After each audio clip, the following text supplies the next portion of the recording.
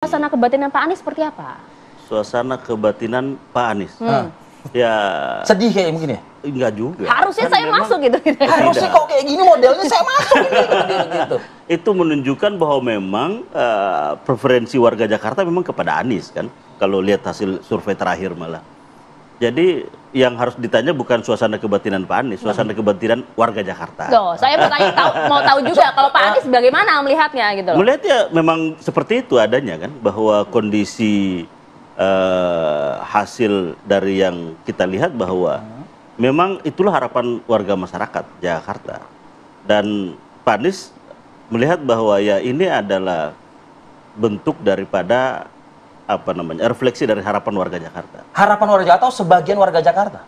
Ya, sebagian dong tentu. Nah, kalau kita lihat persentasinya kan sudah jelas tuh persentasi yang betul. menginginkan Anies berapa persen kan dari hasil survei. Kan yang leading kan Ridho nih, ya kan? Ya. Tapi kalau Anies ikut berkontribusi, Ya. mendukung atau memihak salah satu pasangan, Ridho ini bisa turun ke orangnya kan begitu kan? Ya.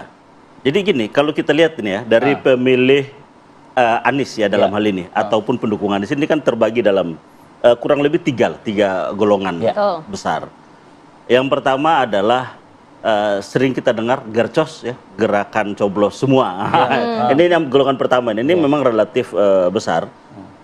Ini dia mereka memiliki dua argumentasi. Yang pertama adalah bahwa proses kandidasi kemarin dilihat bahwa ini semuanya mereka memiliki landasan moral bahwa proses kandidasi itu menurut para golongan yang ini tidak sesuai dengan harapan mereka. Terus yang kedua, gitu kan? Yang kedua bahwa mereka melihat bahwa ya no Anies no party, gitu loh. Jadi ketika Anies tidak masuk dalam kertas suara, maka tidak ada lagi pertandingan menurut mereka, sehingga padahal Ridho masih unggul, Pramono masih unggul tuh. Iya, ini kan menurut kalangan gercos tadi nih, gerakan golongan coblos semua ini. Nah, sehingga ya inilah mereka berupaya untuk bagaimana agar ada kanal aspirasi untuk golongan ini. Nah, sehingga ya upaya banyak dilakukan, baik itu melalui campaign maupun melalui judicial review, mendorong adanya judicial review sehingga nantinya di kertas itu ada kotak kosong, sehingga aspirasi yang tidak menghendaki semua yang ada itu bisa tersalurkan melalui kotak kosong. Bang Sarin kenapa tidak terlibat aja sih Bang dengan salah satu dari yang tiga itu? Tunggu dulu, ini yang pertama. Kan ada tiga nih, tiga. Ini yang pertama. Bang, yang kedua. Yang kedua adalah yang pro Pramono Rano. Yang pro Pramono ini sebenarnya ada dua juga. Ini biar adil, dua semua ini. Dua itu yang pertama adalah mereka menolak RK karena mereka menganggap bahwa RK adalah bagian dari konspirasi membuat Anies tidak memiliki tidak bisa berlayar kan kemarin karena partai-partai yang mendukung Anies akhirnya kan mendukung RK. Nah, ini golongan yang pertama. Cuma melihat hasil LSI bahwa ternyata jika netral itu kan sama saja dengan mendukung RK karena tidak mempengaruhi statistik gitu kan. Nah, sehingga mereka ya udahlah kalau semangatnya mengalahkan RK berarti dukungannya kepada Pram dan Rano. Ini meskipun juga nggak diapa-apain di kantor DPP pada saat itu kan, ya, gitu, ibaratnya. Cuman foto sebarluaskan selesai pulang. Gitu.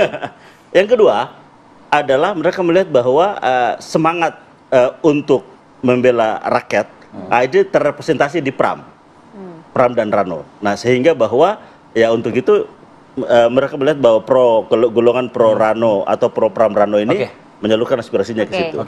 Yang ketiga adalah yang pro RK. Yang pro RK juga dua juga. Ada dua juga.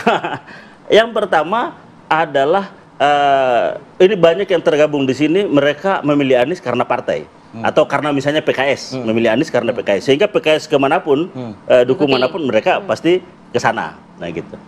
Yang kedua adalah masih memiliki mental block atau ada ini terhadap PDI Perjuangan, merasa nggak sama.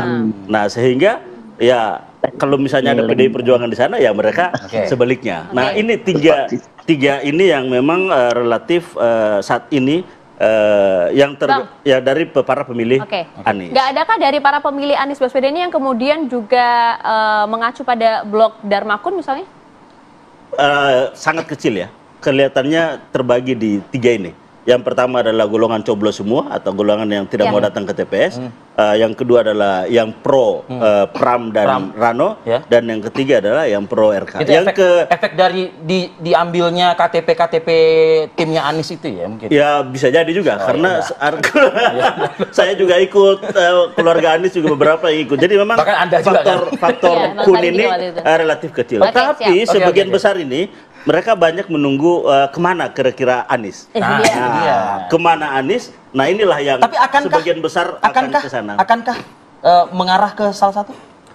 Anies berada pada dua pilihan. Yang pertama adalah tidak mungkin memilih untuk semua, misalnya bahwa ini semua adalah anak-anak bangsa, yang putra-putri terbaik bangsa. Atau yang kedua bisa jadi ada preferensi kepada salah satu. Nah ini kita belum tahu kemana Aniesnya.